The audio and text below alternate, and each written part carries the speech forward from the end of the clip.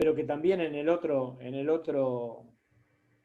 modelo están, obviamente. En el otro modelo yo creo que ya entras equivocado. Todas las posibilidades de equivocarte, pero también de rectificar. Es decir, bueno, yo intenté esto, pero no dio o no está dando los resultados que yo quería. Bueno, ¿qué puedo hacer? Intentar otra cosa. ¿Qué hace la ciencia? La ciencia publica los resultados de lo que logró. Lo que no te cuenta, pero después los científicos sí te los dicen, son todos los fracasos que tuvieron anteriormente. Perdón, se me cortó internet, acá estoy. No sé si seguís con lo de Antonella o había Sí, preguntas que a mí no, se no, me no. borraron. Seguía con lo de Antonella. Ah, porque había preguntas de Ayelen y de... ay, no me Bueno, acuerdo, creo que... Ignacio, creo que preguntaste algo, pero se me borraron, no las tengo en el chat yo, si ustedes las tienen y las pueden... acá no, Sí, acá yo acá las tengo. Si las pueden Están en enunciar. el Si chat. terminaste de la responder, de Ignacio, Ricardo, si sí. no, terminá la respuesta y después vamos con las preguntas que estaban en el No, chat. no, no, no, poco más. O sea, no sé si quedó claro para Sí, Antonella y para sí, todos sí, sí. lo que yo dije respecto de que la disposición de una teoría te pone en disposición de una tecnología y no de un conjunto de pasos técnicos. Eso que se suele llamar la teoría en educación física no es una teoría. Es un conjunto Mm. de dispositivos técnicos, ¿no? Entonces, bueno, utilice primero el comando, después el descubrimiento guiado, después no sé qué cosa, después. ¿Eso en función de qué? Con todos los grupos igual, como si todos los chicos y todos los grupos fueran iguales. Eso es un conjunto. Ahora, cuando uno tiene entonces esta idea, tengo tres tipos de saber. Un saber sabido, que es del que voy a arrancar, porque no puedo empezar a enseñarles a los chicos cosas que no se saben. Hay un saber establecido y tengo que partir de ese saber establecido. Pero yo no voy a apuntar a que los chicos aprendan ese saber establecido. Voy a apuntar a que aprendan el saber que falta. Voy a ir siempre un paso más adelante, respetando, por supuesto, lo que ellos estén aprendiendo y lo que puedan ir aprendiendo, pero siempre un paso más adelante. Y sabiendo que hay un imposible saber, quiere decir que esa posibilidad de seguir enseñando va a estar toda la vida. El otro día leía, y es muy interesante, en una tesis que estaba corrigiendo, con esto termino, y que nos sirve, Agustín, a nosotros porque yo por lo menos no lo tenía no había logrado esta síntesis. Ujú. Foucault plantea en un momento que hay que dirigir la enseñanza no al conocimiento, sino al pensamiento. Mm. Cuando Foucault plantea que hay que dirigir la enseñanza al pensamiento y no al conocimiento, la idea de acumular conocimiento queda sin efecto. Claro. Yo lo que tengo que hacer todo el tiempo es pensar sobre ese conocimiento que se sabe y sobre el conocimiento que no se sabe y sobre el imposible saber. Bueno, por eso siempre decimos que buscamos problematizar la enseñanza, Claro, no claro. Bueno, facilitarla, sí, digamos. sí, no era que no la conociéramos la idea, Claro. pero escrita así, ¿no? Sí. Como fórmula, no es una enseñanza dirigida al conocimiento, sino al pensamiento. El pensamiento no es acumulable. No. ¿Tá? Entonces, como no lo dirijo al conocimiento, no me estoy planteando que haya una acumulación. Estoy planteando en mi enseñanza que todo el tiempo mis estudiantes y yo, obviamente, pensemos.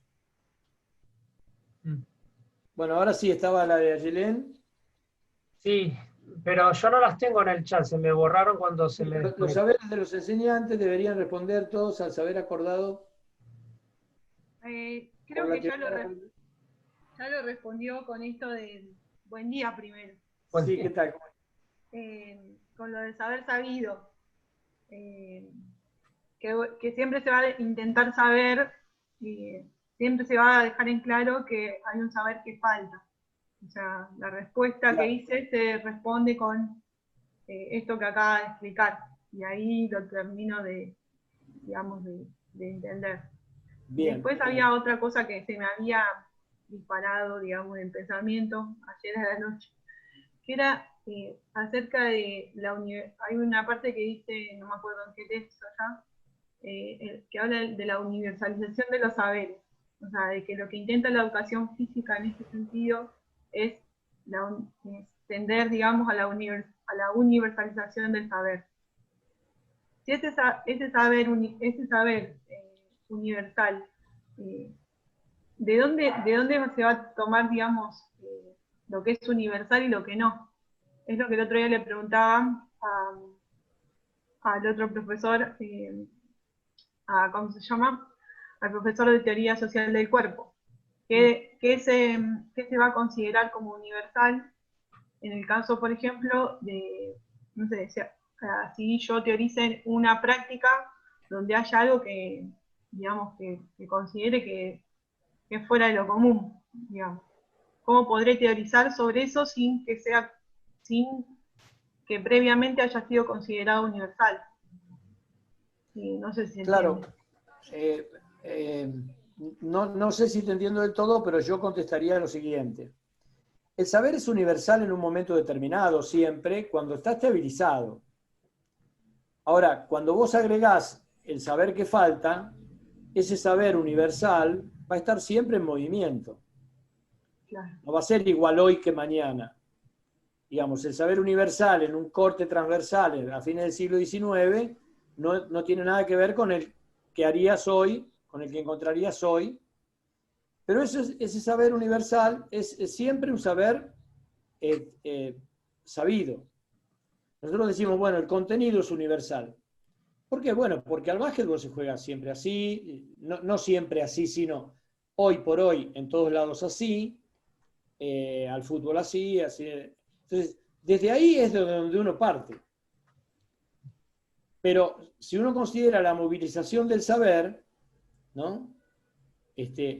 Esa universalización del contenido va cambiando permanentemente en la medida en que va cambiando el saber sobre ese contenido. Claro, yo lo que pienso es en esto, perdón. ¿Cuándo, digamos, se apretaría F5 para actualizar ese saber, digamos? Sí, pensando en una forma gráfica, porque a veces queda como que el saber está desfasado en tiempo. O sea, lo que acontece, por ahí hay saberes que quedan como no vigentes. Y sí, es un problema. Sí. El F5 es la investigación. Claro.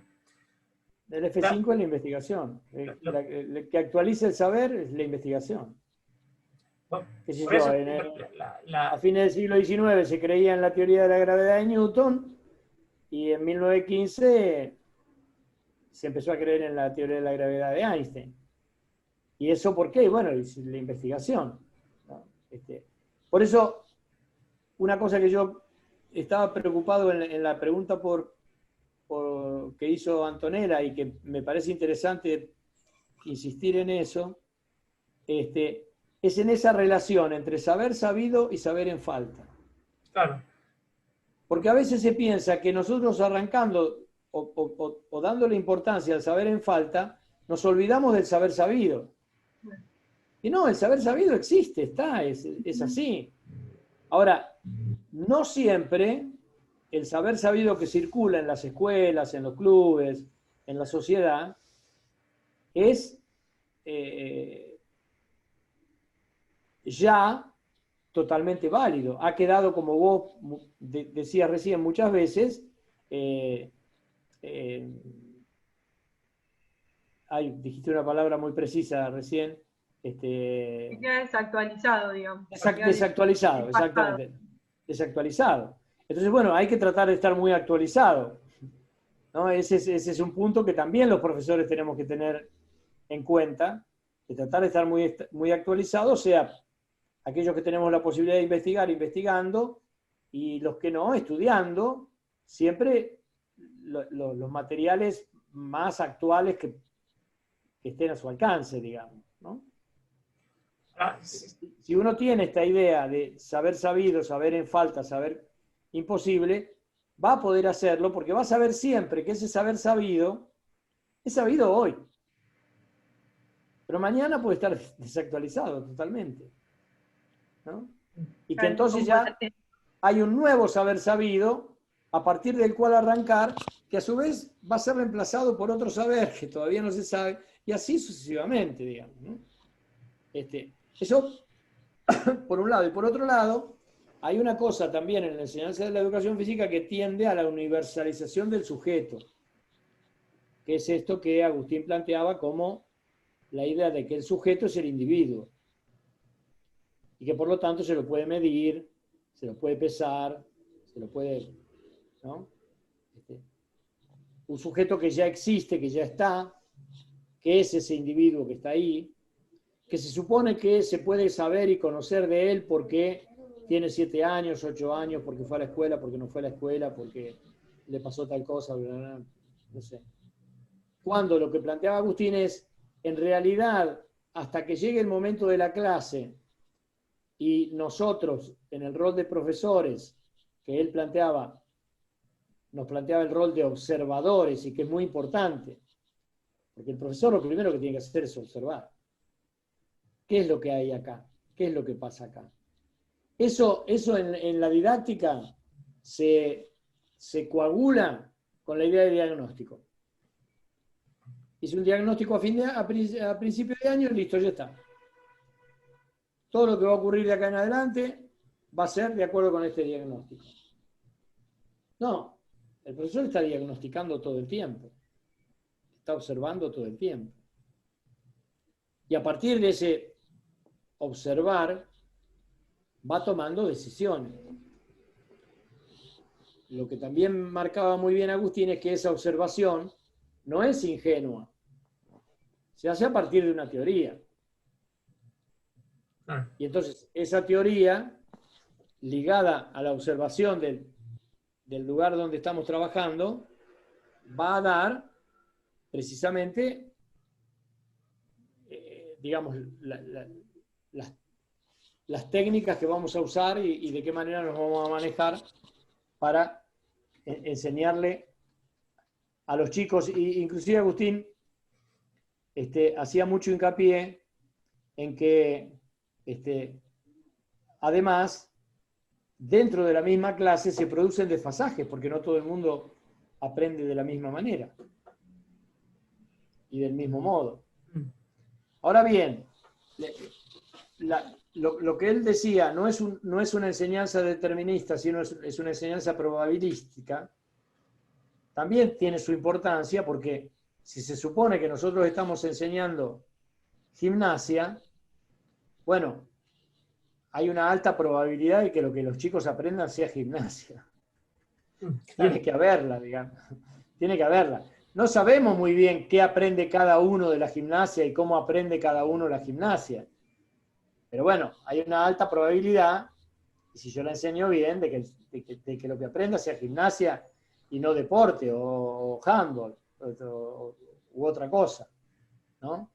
Pero eso es, me parece, dirigir la enseñanza al pensamiento, pasando por estas 4 preguntas. ¿Qué es enseñar? ¿Qué enseñar? ¿Por qué enseñar? ¿Para qué enseñar? Y a partir de ahí, plantear cómo enseñar. Te leo, Agus, la de Ignacio.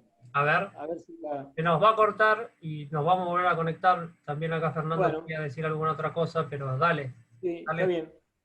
Podríamos pensar que aunque no esté teorizado, ya está determinado el conocimiento al estar definido el universo. Si en educación corporal podríamos pensar que aunque no esté teorizado, ya esté determinado el conocimiento al estar definido el universo.